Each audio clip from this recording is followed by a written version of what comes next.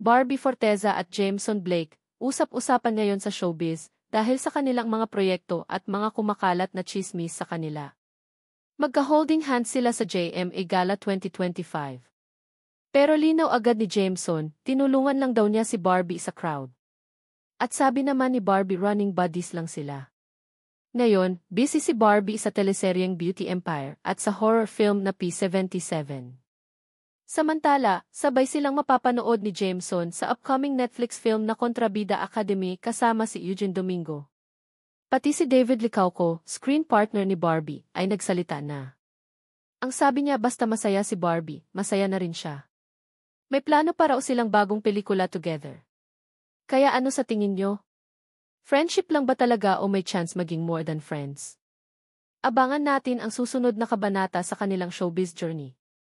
Kung proud ka kay Barbie at Jameson, react at i-share ang video na to.